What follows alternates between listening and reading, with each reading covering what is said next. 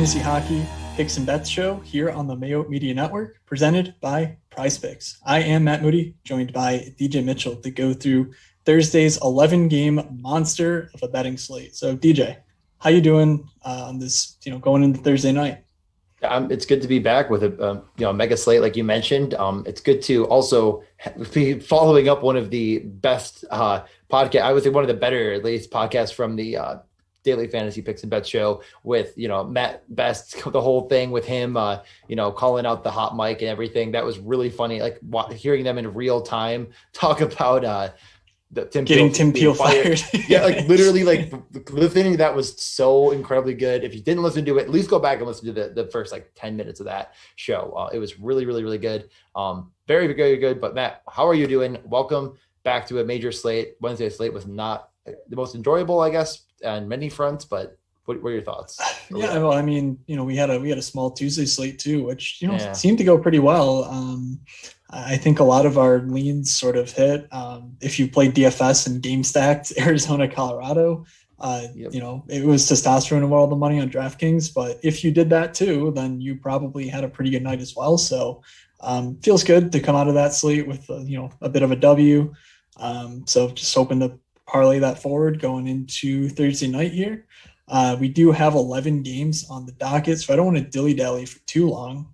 Like DJ said, that Maddie on the Monday, Wednesday, Friday show, that was a really cool thing to see him get his tweet blow up. So again, be sure to just be following all of the guys at the Mayo Media Network, be it Chris or Eric or obviously us. So with all that said, though, before we get into talking about Thursday's 11 games, I do want to talk to you a little bit about Prize Picks. Prize Picks is the title sponsor of this show.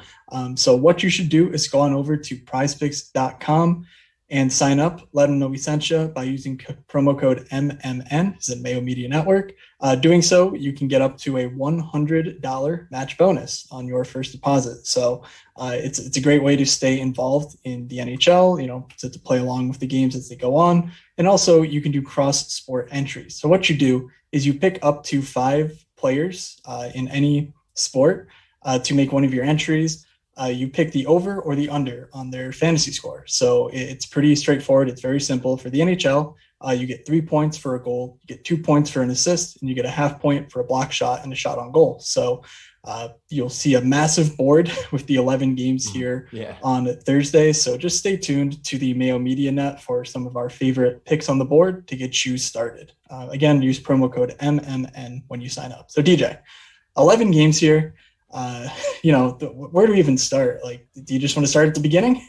I guess that is normally where I like to start. We'll start with the Islanders at the Bruins. This game looks like it's definitely going to actually play with some, speculation. Boston obviously had the COVID scare, but they should be back. Well, obviously you never know, but let's plan on them playing. So with that being said, it does look like Pasta Krejci Smith was going to be a line. Is that correct?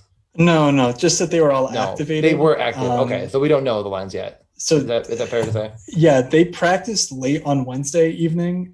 So assuming that went through without any problems, I would expect their lines to be pretty normal. The 2 guys who are out are DeBrusk and Corelli. They're still on the COVID list. So, those guys are regulars, but they're not necessarily that relevant to this team. Obviously, a name like Pastrnak is a big deal. And I would say Krejci and Smith are slightly more important. So basically you're getting, a full strength Boston team. Of course, we don't know, what the nature of those absences were.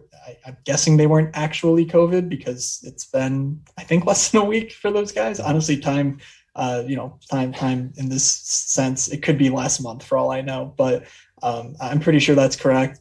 And then on the Islanders side, I mean, who knows what they're doing even. So no idea. We have a 5.5 over under for a team that played Komarov on the first line and then waived him. They're playing Matt Martin on the top power play. Who knows what the Islanders are up to? Anders Lee's loss we thought would be a bit less of a problem because Kiefer Bellows stepped in and played so well right away. But yeah, how do you feel about this one?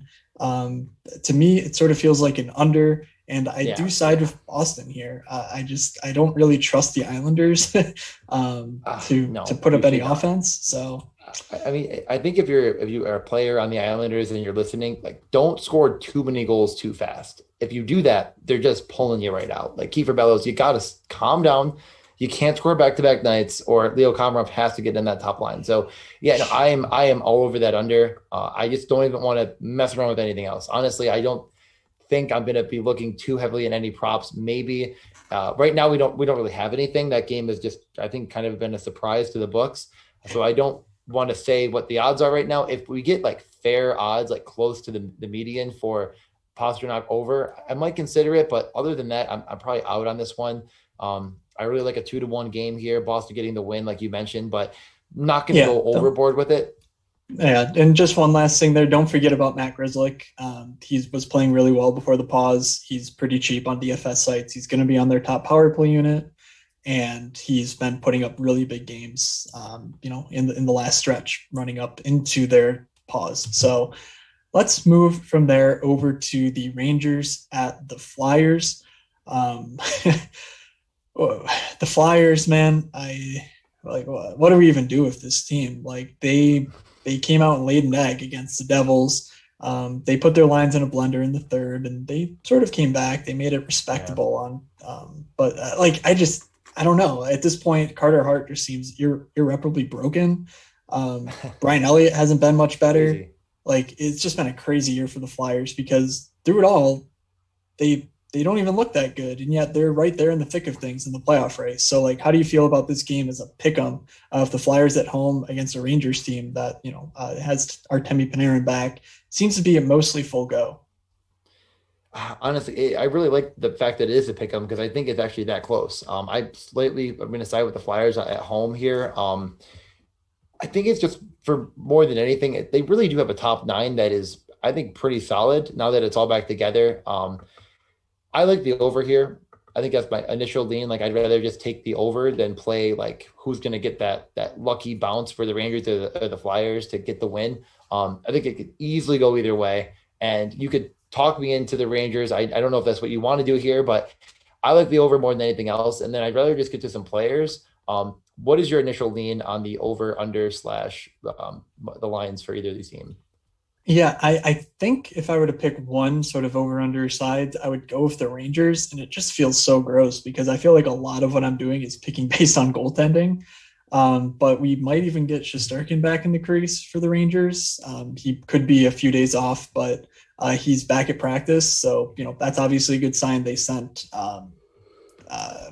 who was the old guy they had there in net? But they sent, The Kincaid, was Rangers? it? Yeah, Kincaid they was in sent that. him back to the Yeah. taxi squad. So He gave up sounds three goals like, to he gave up 3 goals to Buffalo, and they were like, "See ya, buddy.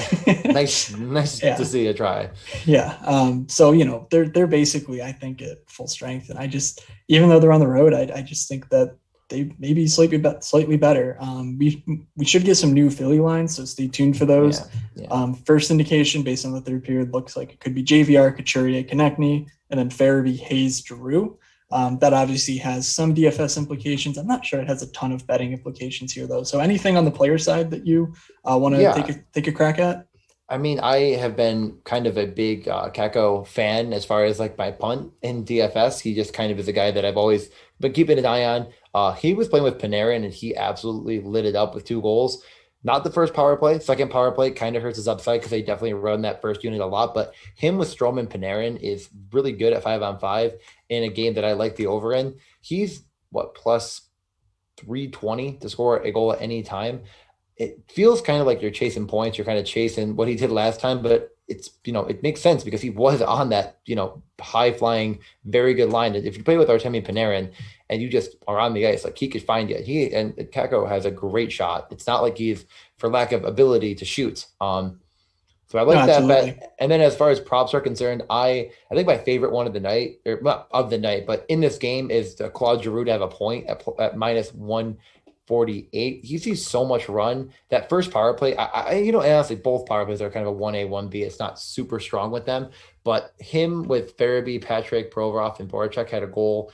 Unfortunately, Drew wasn't the recipient of that goal, but I think that unit is really, really good. And it's one of the I think cheaper ways of going about DFS that are going to work. As far as centers are concerned, he might be my favorite, one of my at least top 5 favorite plays per dollar. Like he's going to be in a lot of lineups. I think you can get him in with Matthews to make it work really well, or McKinnon. So that's probably where I'm leaning pretty heavily as far as like picking one prop in this game, just him to get a point. Yeah, I'm looking at some of these player props, and if we do get Kevin Hayes with Giroux and Farabee, I mean, those two guys aren't like major shot volume guys, but I don't think Kevin Hayes is really all that good of a shot generator himself. And playing with those two guys, I think he's definitely the third wheel there.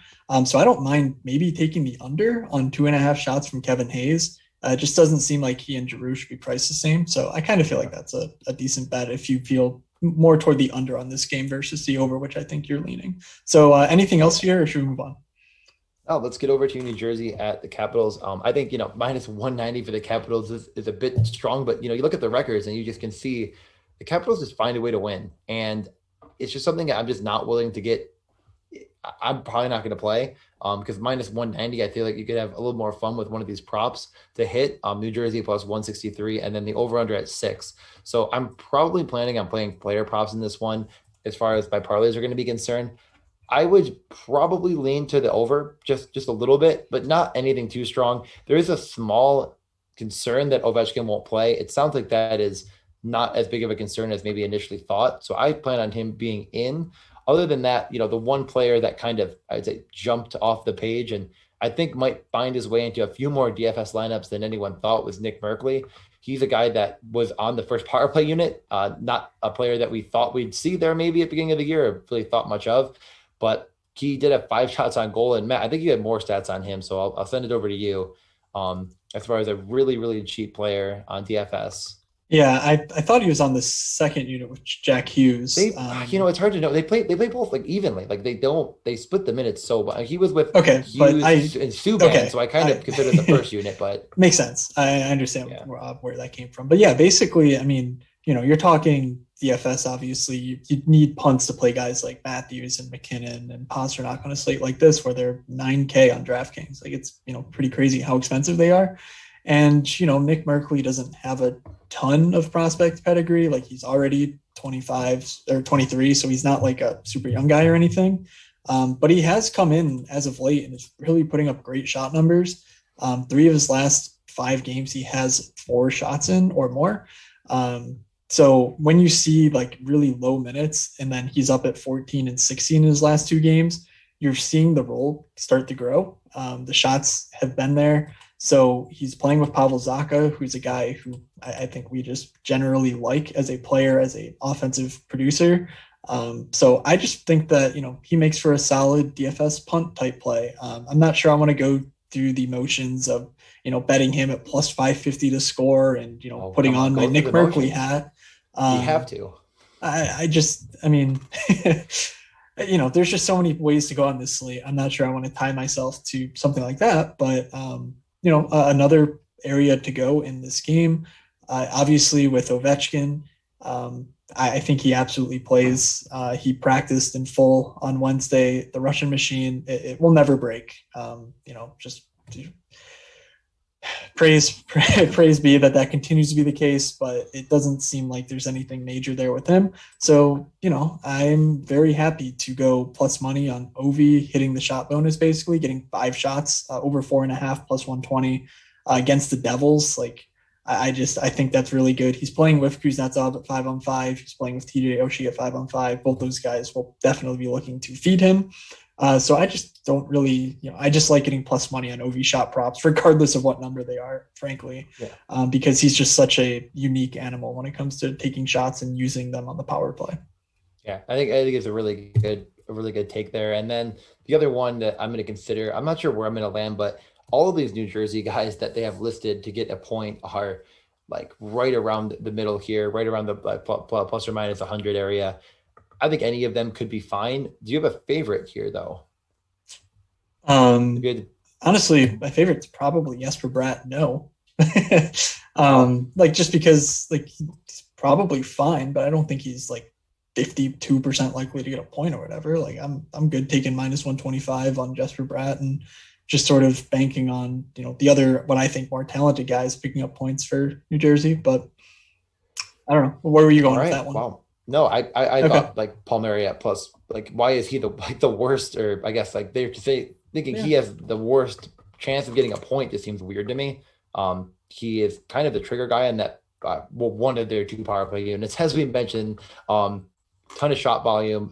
I don't really get it, but either way, I like that. I like what you said there. So why don't we move over to Carolina at Columbus if you're ready? Yeah, let's do that. So Carolina now has the the best power play in the NHL. It's pretty surprising given the way Carolina's been in the past. A team that can't really score much when given the opportunity. So you do love to see that. This game is at a 5.5 total. Carolina minus 165 on the road does feel pretty good because I'm just not sold on this Columbus team being any good. But I am kind of feeling this over 5.5. Yeah. The Carolina power play has been clicking, obviously. Marty Necas taking over Trocheck, basically, running pretty well at this point in time. So, do you agree with me there? Like, what are your thoughts, sort of, on the overall stance of this game? Yeah, I think the over is pretty strong. I feel like Columbus is one of the teams that we probably talk about the least. It's so rare that I want to stack Columbus. I mean, sometimes they're cheap enough to consider. They're right at the middle, 13-13-7, just not a good year. Carolina's been pretty amazing and really the upper echelon of the league and definitely their division. So minus 165, I definitely think is worth considering in a parlay. Is it better than just taking minus 155, 2.5 for Svechnikov? I don't know. I think you go either way on that. And those are probably my two favorite bets from this game. The over as well, I think is strong, but I'm not about 100% on it. Like, I think that there's reasonable chance that Columbus gets one goal and just really doesn't get it done. But this is my take on it. I probably take Yeah. one of those two over it. So I'll tell you something. I'm looking at these shot props, and of course, Andrei Svechnikov is mispriced. The guy's averaging, 5.5 shot attempts over his last 10 games, and the over 2.5. It just doesn't feel juiced enough. Obviously, shot attempts don't equal shot on goals all the time, but that's just sort of where. Usually about 50% is a good, and he's averaging, about 3 per game. So that's just seems like a pretty good bet there. But also Cam Atkinson minus 112 to go over 2.5. I mean, he's been a really good shot generator all year. Last 10 games, he's averaging 5 shot attempts. So like basically same story as Svechnikov, where like you're getting even money on something that's happened more than 50% of the time. And Oliver Bjorkstrand, a guy who's coming into this with 11 points in his last 10 games, like plus 105. Like, come on, like over 2.5. He should be playing in a top 6 role. He's getting all the torts love in the media.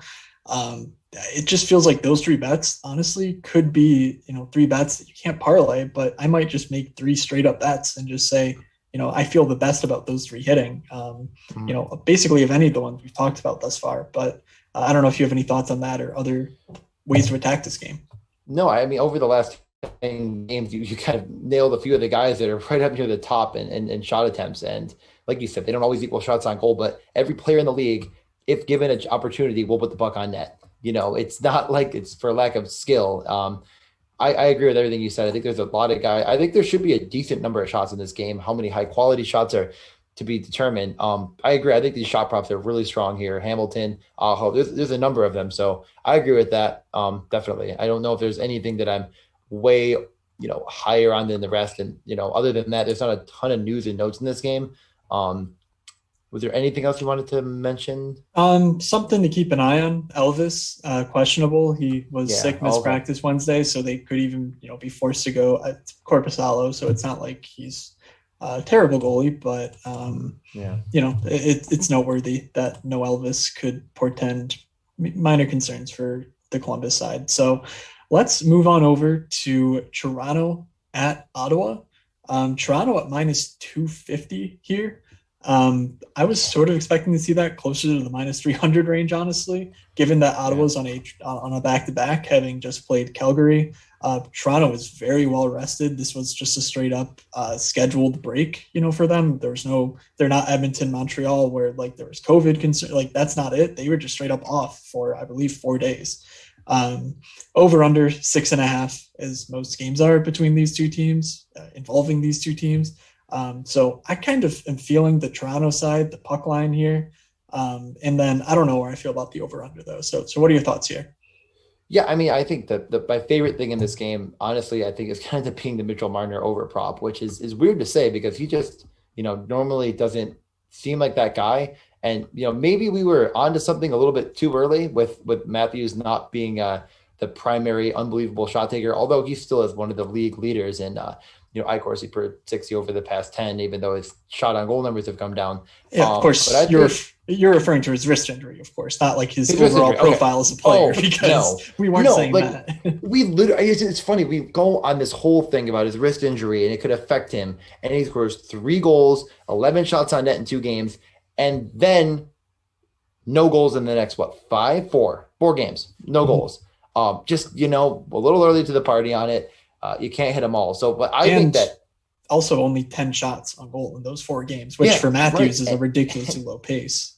And Marner in the past, a couple of weeks here has really, really started to shoot the puck. I mean, at a level close to and not quite there with Pastrnak, though. And I think if we had Pastrnak at these odds, we would be jamming it in there at all costs. I'm not saying you have to ride the last 10 at all times and say that this is obviously the way to go. But, Marner in this matchup against a back-to-back Ottawa team, I'm pretty high on it. Yeah, sometimes you think like, oh, well, can they both hit their numbers? And like, of course they could. It's Absolutely. Toronto, it's a Canadian team. But like here, it's Ottawa on a back-to-back. They could easily both hit the overs. And there is some reason to believe that even if Matthews did heal up a little bit, I do really like that call from me. Mitch Marner, minus 148 on the over 2.5. That does feel like the best bet here. And Calgary, back-to-back losses to Ottawa, they had like 30-something shots on net. I mean, it was a lot. I'm not going to try to find it, but yeah, they had a ton of shots. I mean, there's a ton of shot volume to go around here. So I definitely think that either of those is fine, but Matthews is still a better rate shooter in the past 10, but not by this big of a spread on the over-under. So let's just clean up the notebook here. On the Toronto side, we talked about Matthews and Marner. Wayne Simmons is actually projected to play with them at 5-on-5. We don't have confirmation on what their power play units will look like, but I sort of suspect that Wayne Simmons will be back in the net front position there, at least to start the game on Thursday. You could see, them go to the super unit of Nylander, Tavares, Riley with those two. But for right now, Wayne Simmons top line and projected top power play. So you got to consider him as far as, DFS is concerned, as far as the scorer goal props.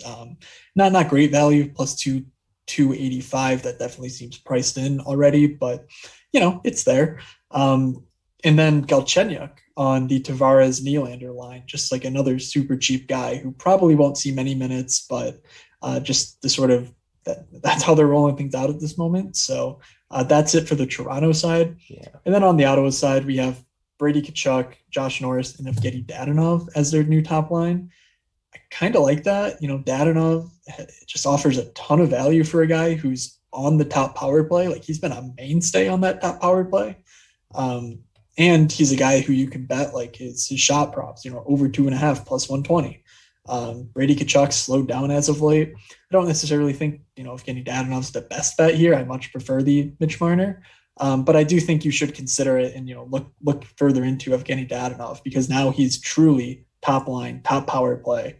And just, a guy who you run any sort of projection systems or anything like that, just a guy who comes up as a good value a lot of the time. So I do think he's a good bet here. Yeah, but I think that's enough. I mean, it's obviously a premium 6.5 game. I guess, I think we're both leaning Toronto, but I think I'd rather take a prop. So Buffalo and Pittsburgh is where we're going to next.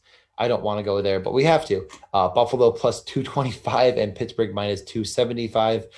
I will definitely not touch that. I know a lot of Sabres fans that keep tweeting like, "Well, gotta get on this now. Like they're not this bad." And they're plus like, no, never, ever. And they are this over. It's a 6 over under. I think Crosby could get 6 all on his own. Just not interested in nearly anything except for some player props. There's a few that I'm kind of eyeballing. I'm not sure where I'm going to end up landing. The only Sabres prop that I would even consider is the Sam Reinhart over at 2.5. I mean, he is clearly the only offensive player with, I guess, a elite amount of skill left, it feels like. I mean, obviously Taylor Hall is still good, but just not doing anything. A pulse, right. You mean? Yeah, with a pulse. At least looks like he's trying out there to contribute. That is the only Sabres prop I'm even remotely going to put into anything in my head of like this could be something worth playing. Um, I guess if you're a crazy person, you want to say Curtis Lazar power play 1 plus 750 to have an anytime goal, you can be my guest. Enjoy that. I probably won't. I'm not going to do it, but just we can't not give the news and notes. It's good value. We have to be objective. No, it's good value. We have to be objective on this podcast. Other than that, Crosby minus 305 to have a point. Like, guess you can't play that. Like, it is just an ugly with these props other than the shot on goal props. So is there anything here that maybe I've missed, I've overlooked, I'm not seeing for value? Yeah, no, I mean, look, it's very clear that this, especially with no Malkin, Pittsburgh is mostly a one-line team. And of course, these goals can come from the depth pieces. But all of the power play run, all of the 5-on-5, like prime chances, just so concentrated on this top line in Pittsburgh that, we're not getting great value on it in the betting circles.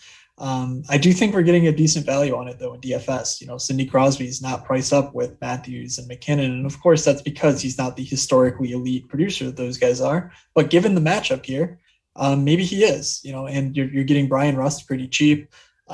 Jake Gensel's a bit pricey, but I do think you do really have to consider them in DFS. As far as betting goes, I think I'll just stick to the Sidney Crosby over shot prop. Minus 125 is just pretty weak for a guy who in his last 10 games is averaging 6 shot attempts. Like, it's not a huge edge because, Sidney Crosby is sort of a chameleon in that, like, if Brian Rust picks his game back up, he will certainly just start feeding Brian Rust on a moment's notice. Yeah. But on Wednesday night, Crosby put up, I think, 7 shots on goal in this game and, right back at it again. It seems like this is Sidney Crosby's offense at the moment, so I will continue to ride that and just take the over, on the shot prop, right? Because I think that's the best value you're getting. Yeah, I think it's Crosby or Reinhart, and if you have the stomach for Reinhart, I don't mind it. It's obviously better for your parlay, but I think Crosby's a lot safer, and it's not like it's ultra safe, but it's very safe, and like you're getting minus 125. That's pretty good. So with all of that being said, we could get off of the Pittsburgh win. I'm wearing a little bit. Oh, by the way, a little bit of the Penguins. It's a Lemieux All-Star jersey. In case you were wondering, if you're listening only, but if you're watching, you're probably like, "Wow, that is an unbelievable 2002 All-Star jersey." So moving over to St. Louis at Minnesota. Now this is one that I've kind of already put in as I'm going to watch this game. I'm really excited for this one for multiple reasons. Anytime Minnesota is on, it feels like must-watch television. But more than that, I find this game to be a really good edge as far as your DFS lineups with how unbelievably cheap I don't know. There's 2 top lines in St. Louis, and you can consider them 1 or 2. I don't know what if you have a strong lead on either of them being more 1 or 2 than the other, but how cheap is St. Louis, Shen, Tarasenko, and Schwartz? Well, I mean, that's a leading question because the answer is very cheap. That line will literally cost you like 15,000. And of course they have not been great lately, and it's not a good matchup at all, but like that seems very much priced in, especially for you people who play like the smaller slates, the 8:00 start slate, for example. That just seems like something to consider. Minnesota on a back-to-back. So I guess, just looking at these lines in general, Minnesota minus 118 here, over under 5.5. We should get Kaapo Kähkönen in that for Minnesota, so it's not like we get a major goalie edge like with some other teams on back-to-backs. But I do think that the over here is still very much in play. I don't trust Jordan Binnington or Ville Husso. I do like this St. Louis offense. I think they bounce back after a really tough game against the Knights team that was challenged by their coach to step it up, find some energy, and by God, they did and blew the doors off them in a 5-1 win. So like you said, I'm really excited to just watch this game because, Minnesota was being anointed and Colorado said, not so fast. Like, you sit right back down. So maybe we see that, Minnesota and St. Louis are duking it out for, 3rd in this division down the stretch. So very, very interested all around in this one. Where do you side on the money line here? I mean, honestly, I think that I'm not going to play it. First off, I'm just not going to do it. I think this is a total right down the middle game, and it could one bounce either way. I probably would go with St. Louis just because Minnesota's on a back to back, and I'm not going to put any money on it. I'm not going to talk like try to talk anyone into it, but I slightly side with St. Louis in this one. I like the over a bit more than playing the money line. And then I don't know if there's any one or two individual players that I find to be like the most interesting when it comes to shot props. Very unfortunately on DraftKings, we're not seeing Tarasenko, who I was really hoping to get at like good odds at 2.5, because I do think he's going to start getting back to form sooner rather than later. I'm not touching O'Reilly. I don't think I'll touch Perron. It's okay, but not my favorite. But are we going back to Matt Zuccarello 1.5? Are we jumping back on the train? You know, that was a tough train to fall off on. I think he had hit in like 9 straight games before what was it, Monday, and he missed it. He also missed it. Two He in a missed row. it. Yeah. Yeah, he missed it again on Wednesday against the Ducks. And frankly, I don't know. I don't know how to feel about it because we saw that the second power play of Spurgeon, got the goal. That they had on the power play. So like there could be some issues there in terms of like not being the first unit over the boards. It feels like it's probably the right play to just go back to Zuccarello, but I honestly maybe would go with Kevin Fiala instead. Yeah.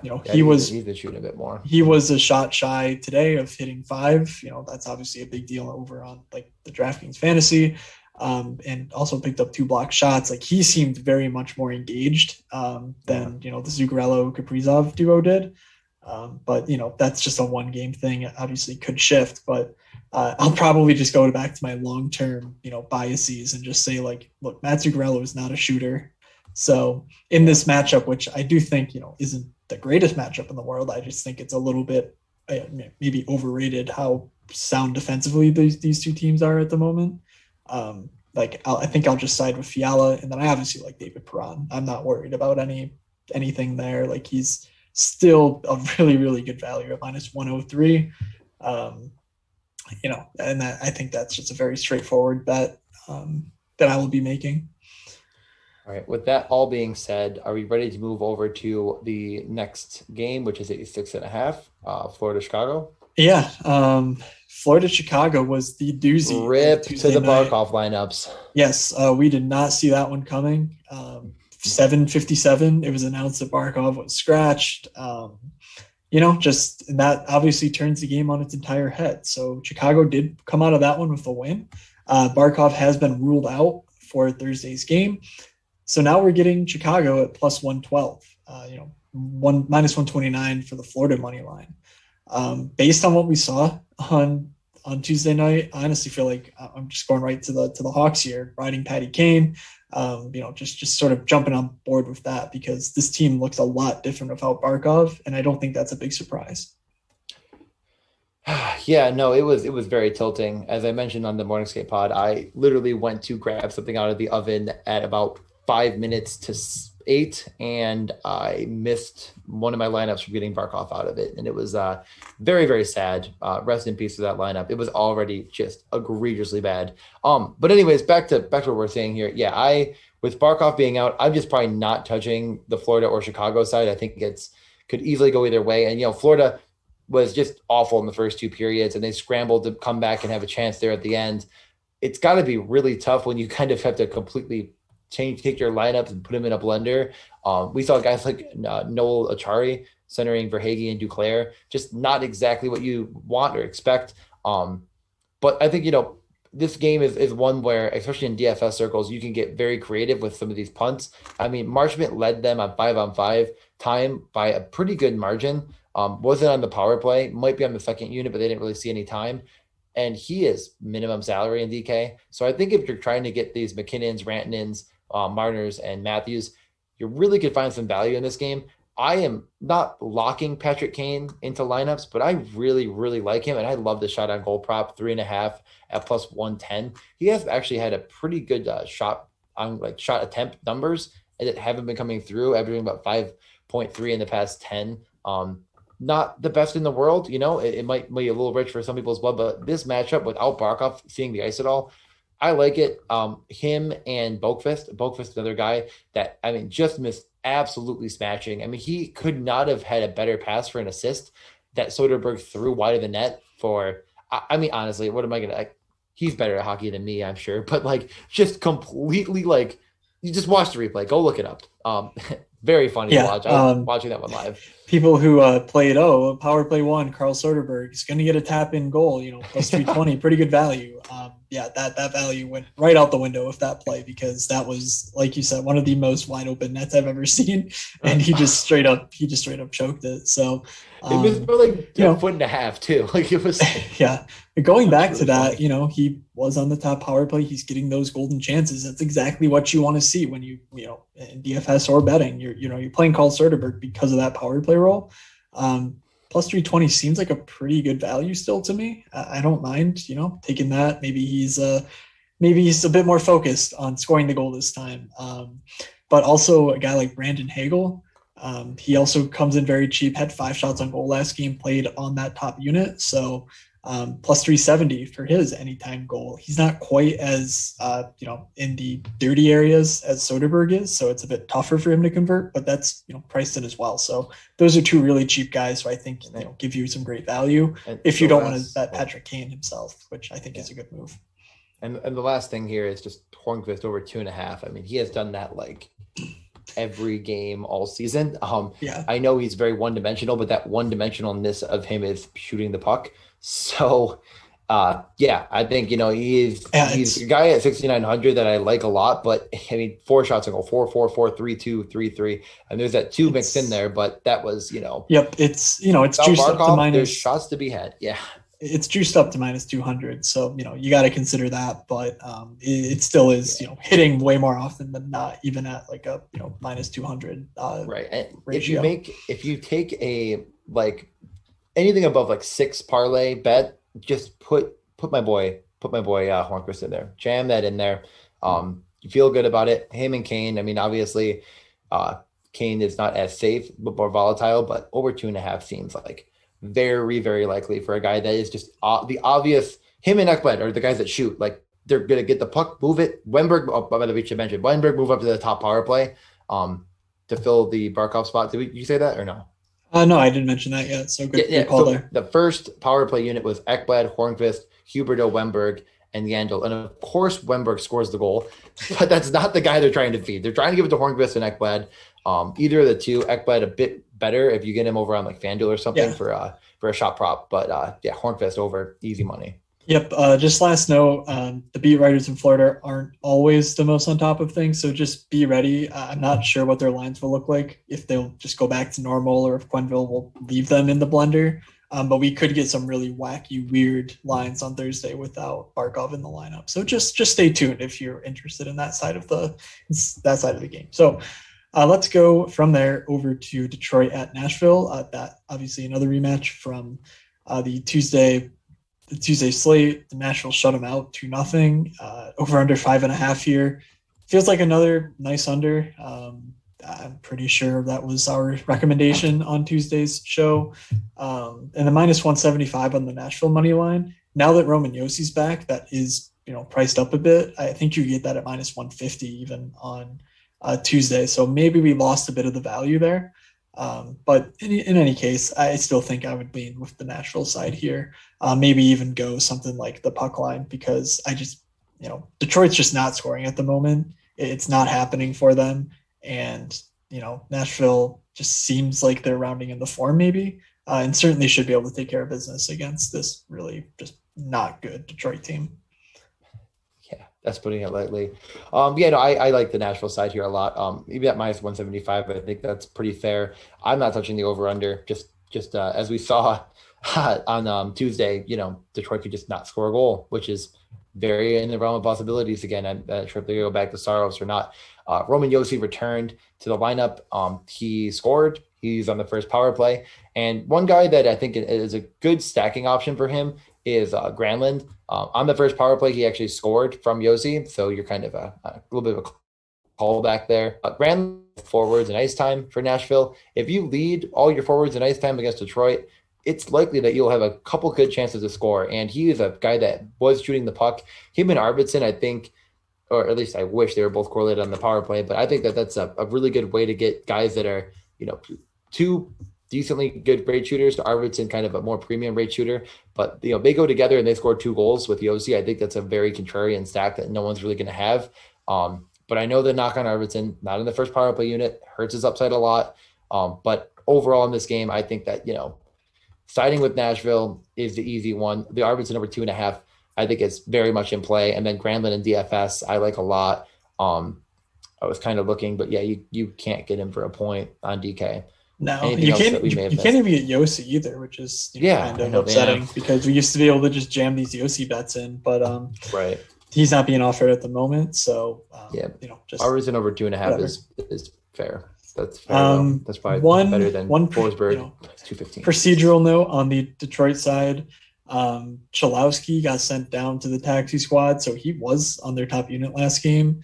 Of course, that doesn't really impact much, but it seems like Bobby Ryan and Philip Hronik will be on the top power play with that full first line of Detroit. So Fabry, Mantha, and Larkin. It's terrible. I'm not doing it on an 11-game slate, but if you're playing that 8 o'clock slate or something, maybe you just fire in some of the, Detroit line one because they're tightly correlated. They're pretty cheap and, they have that power play upside, obviously. So, and there's one condition on that. That one condition is? I'm not sure where you're going with this. The only way I play that is if one Mr. Pecorino is in net. If it's Saros, Pekka under 900 save percentage Rene. If he's in net, I will consider it. I mean, UC Saros is at 919. If they had even some sort of a team assembled in front of him, that would they might have a chance at the playoffs. But lo and behold. So, with all that being said, let's move on over to Tampa, Dallas. Are you ready? Not a ton to speak of here. Dallas just super weird situation, almost got weirder because, listening to the broadcast, you would have thought Rube Hintz died. He just went onto the ice and absolutely just died. He fell awkwardly. He limped off the ice, went down the tunnel, and he's already dealing with that lower body injury that's had him missing games. And they were reading his last rites. It was nuts. And then 10 minutes later, he comes back and he's out there. He's playing. He's on the top power play again. After the game, he's asked about it, and he's no, I'm fine. It's okay, bud. Okay, we get it. You're okay. I don't know. This saga just gets weirder with Rube Hintz and his nagging ongoing injury. But he's playing, and he's playing really, really well at the moment. So that's a really big one for me, just in terms of his availability for any time Dallas is on the slate at this point. But I don't know. I don't really know how I feel about Dallas plus 140 at home against the best team in the league, I think, in Tampa. So how do you feel about that? And any notes on the Tampa side of things? Yeah, well, first off, the note you said in the Morning Skate podcast that I also liked was the coach Bonus had to say about Guryanov. So I wanted you to mention that as well, because I thought that was really interesting. Oh, well, yeah, I mean, I was going to mention that for the goal props or whatever, but okay, I'll do it now. You're welcome. So he was asked about why Guryanov wasn't on the ice in a 5-on-3 power play when Guryanov very clearly has the best shot on the team. And basically Bonus was like, look, we're not playing this kid when he's struggling against the best team in the league. That's going to be a time, say we're up 5-1, then we'll try to get him going. So Guryanov is super cheap and we love him, but he's just a stay away at this point because the coach, that's not a good thing to hear. I don't want to put him on the ice when he can score goals because he's not scoring goals. It's what are you doing? And then I'm going to try to tee you up again because with Tampa, they did make a change, and there's a literary element that we may want to use for the change that they made to their lines. You got to do it. Well, you set it up so poorly for me that now I feel like it's just so forced. So to start the game, Braden Point and Steven Stamkos played with Alex Killorn, but they kind of went through a plot twist. There it is. And played with Andre Plot to close things out. So, you're talking a full line one, power play one stack of the 3 best players on Tampa. So got to consider it. But as we maybe talk about now, over under 5.5 kind of feels like an easy under here. Yeah, It was a that's the real problem. I rough like the game. under. Yeah, both Yeah, these I teams like the love to under, pack it and in. God, I feel like the best part about the under is like you could take the under early, and then like Dallas will just be like, actually, we're not playing any of our guys; they're all hurt. It's just like the way it goes with them, and then you just shake your head like, all right, perfect. Like I guess we'll shut it down then. Um, Other than that, I mean, I want to get on this Pavelski over so bad. I feel like it's like one of my favorites, and he plays all the minutes, but he just for some reason to stop shooting. I mean, 24 minutes, Yep. one shot on goal. Just what is going on? I don't know. I think if anything in this game, if you're going to take more than likely, I don't know if I'm going to really even play a single prop in this game. The Victor Hedman one is the one that I keep coming back to. He has been probably the best rate shooter in this game, which is weird to say, like not what I expected. I like it. I'm not sure if I'm going to end up stomaching it personally, but with McDonough out as well, I think Hedman is just a really, really strong play. It's just going to be super hard to afford him in DFS. I probably don't end up having it. So, do with it as you please, but I will, really be trying to stay away from this game. Maybe if I had been shot prop. What are your thoughts on that? Yeah, I mean, I think that's pretty respectable. Plus 105 to get over 2.5 for Hedman, the way he's been playing. He's Yeah, he all just over the ice. keeps Like shooting. he's really, yeah, he's been very, very good. So, Yeah. I certainly think that's a good bet. Was there anything else? One guy, if you like the under here, maybe just take the under. But you could make an argument that Braden Point, no point plus 140 is just a little bit rich, because he's not the main puck toucher on the power play. And that to me feels like the biggest flaw with Dallas right now. It's not their 5-on-5 play, but it's their peak or their penalty kill. And the puck will go Stamkos, Palat, Hedman, Stamkos, Palat, Hedman. And so Braden Point having like a similar prop to Stamkos when he's like the key trigger guy doesn't really feel right. But I don't know. I would, just something off about that number at minus 200 for Braden Point in this matchup. So I kind of like getting the no on that, but it is kind of juiced at plus 140. Like there's Right. there's no easy way to middle that. So last game, Vegas at Colorado. Two of the absolute best teams in the league. Unfortunately, sort of clouding this matchup is the fact that both Max Pacioretty, likely to be out, almost confirmed out, and then Alex Pietrangelo obviously confirmed out, makes this game, Colorado massive favorites, minus 167. Like, of course, Colorado's a good team, but I'm not sure anyone would have expected this, going into the year. So how do you feel about that money line? Are you siding with Vegas here as pretty sizable underdogs, or are you going with the home favorites in Colorado? I think a lot of the smart money would just say to take Vegas. The home and away maybe isn't quite as good, and Vegas is just one of the better teams in the league, and it could come down to like I said before, one bounce. I think this game should be much closer to the middle. It should be nearly a pick 'em, if not right around there. Colorado's been playing so freaking good though. I just can't talk myself into actually putting money against Colorado in good faith or telling any of you that might be the right thing to do. The math, like I said, probably leads to picking Vegas here. I'm not going to do it. I'm not going to touch it. I'm just going to potentially go with the over. I think I like it a little bit, but I'm not incredibly strong, but I just would rather take the over. I mean, look, like, when you're giving me a 5.5 line on a game that, even without patches has really good scores on the Vegas side and obviously on the Colorado side, and this same Colorado side took a 2-goal lead in late into the third against Arizona and said, actually, Lawson Krause and Phil Kessel, the ghosts of Phil Kessel, are going to beat us. That's a team that I want to take the over on. Obviously that was a back-to-back situation and so on, but I'm just not sold that Colorado's like this dominant defensively. I absolutely believe they are offensively, but I think that this pace will be very, very fun.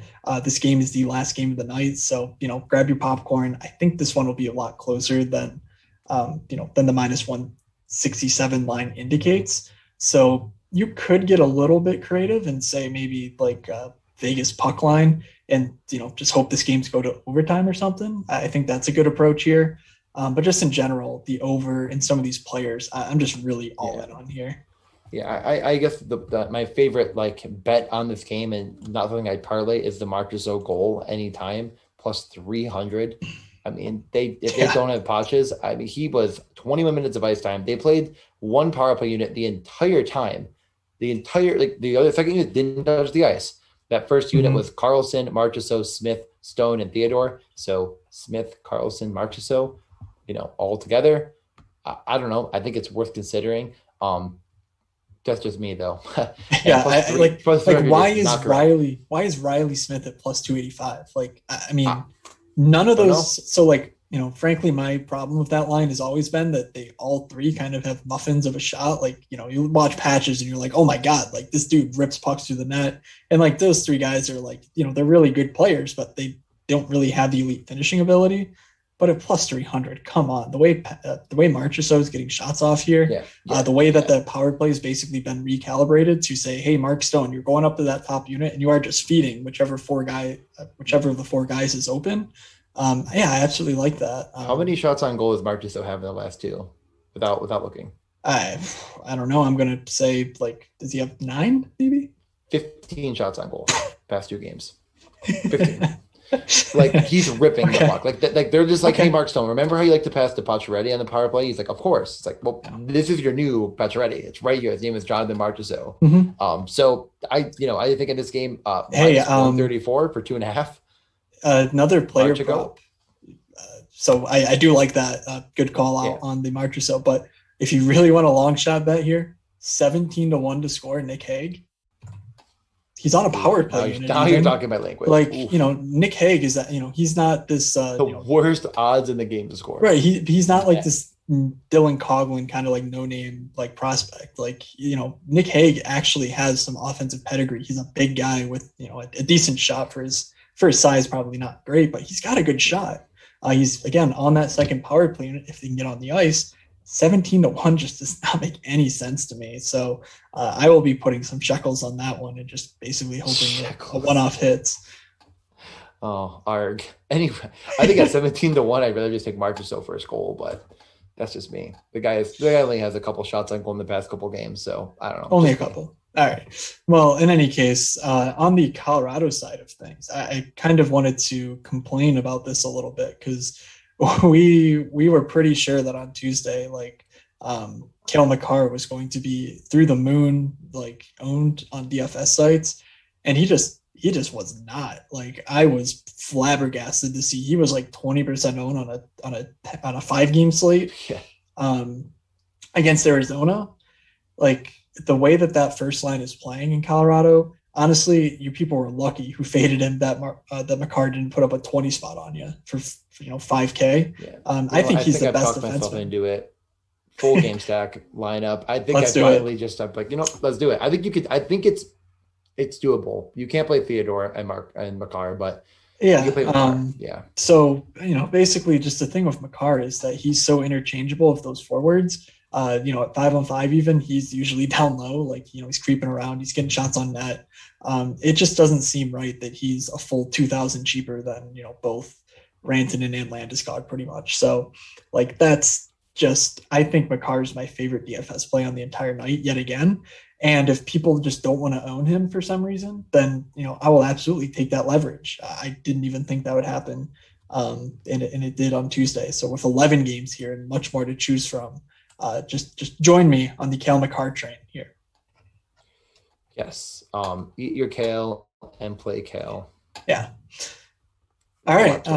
So 11 games there. Let's pick out a couple of our favorite bets. We got to call all the way back to some of these early games. This is going to be tough, but how are you feeling about this slate right now? It's very fun. I'm going to have a lot of bets, and I'm going to play a lot of different things, and it's going to be a lot of fun. Favorite, I think Marner's shot prop over. That one. I'm going to have that and Marchessault quite a bit. Marchessault shot props over. Marchessault shot props. All right. I think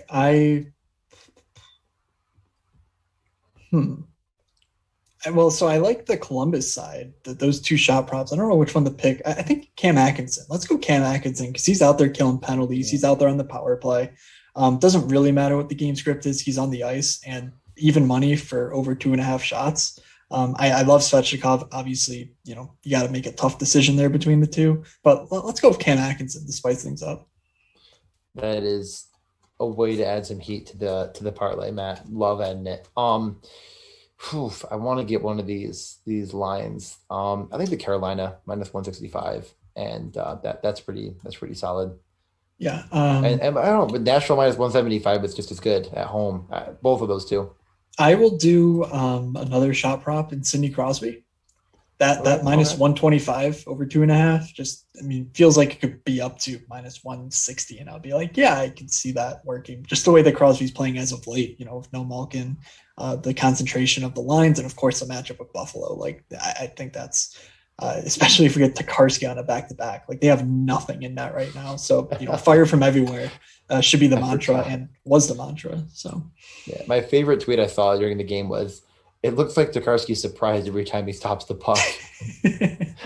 I don't know if that's even that true, but it made me laugh. It's a rough scene there. So getting Pittsburgh is a good way to increase your equity on this, on your betting cards. Big fun. All right. Anything else that pops to mind before we get to the DFS stacks? No.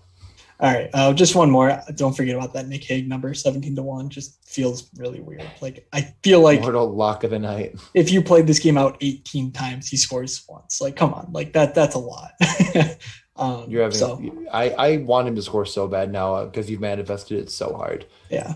So all right. So favorite of these, yeah. I mean, I have fully talked myself into the William Karlsson, Marchessault, and Theodore. I think it just makes a lot of sense to put with it. I think if you want to get crazy, and add Stone to the mix and be very contrarian and against the grain, but then you're going to really cut yourself in the knees. Probably not worth I thought Stone would shoot more in the couple games, and he did have 5 shots, I guess. That's fine, but like, I was hoping he would challenge the bonus, and I just don't see it for 7K with Stone playing with Stevenson and Tuck. Like, I don't know. I'm not that in on it.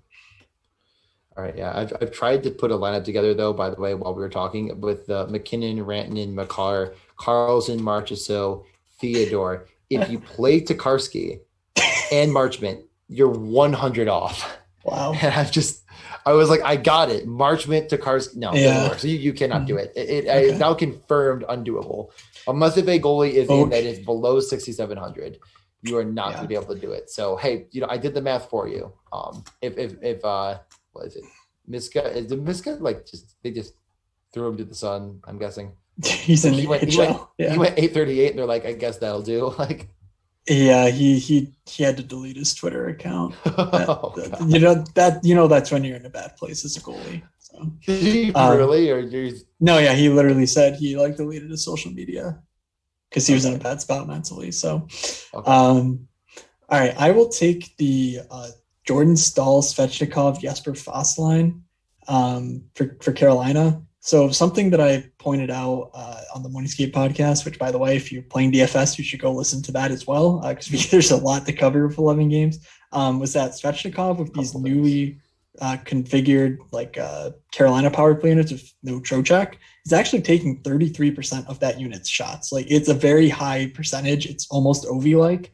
When Nachos has been there. So they are very clearly trying to feed Svechnikov, and it just hasn't paid off lately. He's way too cheap. So I think that's a really good and fun stack, because both Staal, top power play, Jesper Fast, second power play, are really good values as well. Yeah, that is very, very fun. One more, and like I always say, I don't want to take the same stacks I already took on the Morning Skate podcast. So if you wonder why I'm not saying Matthews and Martin or something like that, it's because we already talked about it over there. So go listen to it. One that is a bit off the board. Now, I've mentioned a lot of very expensive stacks, so I want to get a cheaper one in the mix here. And I think I kind of alluded to it earlier. The way to find that is with Florida. I'm not sure what it's going to be yet. Like, we don't know for sure, but I think that any kind of, you're going to have to see the lines, but Marchment Wemberg, it's really, really, really cheap. And if they could hook up for a goal, it is just automatically going to hit for you. Putting them with, Ekblad or Uyghur, probably Ekblad makes more sense because he's just a beast. That could be something that's really, really cheap to help you afford those top guys. All Do you not right. like it? I feel like you don't like it. No, I think it's fine. I hate the uncertainty of not knowing what they're going to do with their Yeah. lines. So of course they're Definitely super cheap. follow One SK Podcast on Twitter, and I will make sure to be Yeah. tracking. And I'm guessing there'll be something from Quenville on that. Yeah, so I will say on the Pittsburgh side, I don't even know if we mentioned this, but Kapanen getting hurt on Wednesday night Oh, we should didn't. mean that Jared McCann steps up to that top power play. So maybe doing He did. something. So something, if Kapanen doesn't play, we should see McCann at 3.5. Maybe stack him up with a Chris Letang, and you get you obviously get exposure to Crosby, Gensel, Russ, but you can spend up for a different stack. Maybe you think, oh, maybe if they score, two goals that top line, and one of them's on the power play, you get a McCann, you get a Letang, and you get some other 5-on-5 stuff, and then you get a really high price stack with them. It's a great way to get exposure to two great spots without necessarily hanging yourself out to dry if both of them hit in a big way. So I do think that that's a neat little mini correlation you could make on this slate to just make things work. All right. Is there anything else you want to get to here before we shut it down? No, I just wanted to reiterate, especially if you enjoy our podcast, signing up with Prize Picks is a great way to support us and obviously support the sponsor of the show, Prize Picks. So be sure to go over to prizepicks.com and sign up using promo code MMN and, get up to $100 match bonus. It's a lot of fun over there. It's always fun to look at the board and have all the options available. With 11 games, there are so many options. It's going to be really exciting. So that's all I had. Okay. Well, with all that being said, let's get on out of here. Thanks again for listening. Make sure you follow Mayo Media Network. Make sure you follow FTN, Fade the Noise. Go give those guys a check out. Meany is up like $1 billion. It feels like they just keep absolutely smashing. So if you like making money as much as I do, I would definitely check that out. Follow us on Twitter at DJ_Mitchell94 at Fake Moods. It's funny because he's the fake real Moods. Lastly, I don't believe that the Cinnamon Toast Crunch had shrimp tails in it. I'm not buying it. Anything you want to add to that conversation before we get out of here? A lot of coincidences there. A lot of There's coincidences. I literally was just like, I got so invested in it. If you watch Nathan For You, like he has to be involved. It has to be an episode. There's no other option. I'm waiting for the announcement. Okay, Matt, take us home. So big thanks to you all for watching. Be sure to leave a review if you're listening on iTunes or whatever. We appreciate your reviews and your feedback there. Leave a like if you're watching this on YouTube. If you're watching on YouTube, you can check out DJ's sick ass jerseys. So you do love to see those. Just again, thank you all for listening and best of luck on this 11 game slate. So we will see you.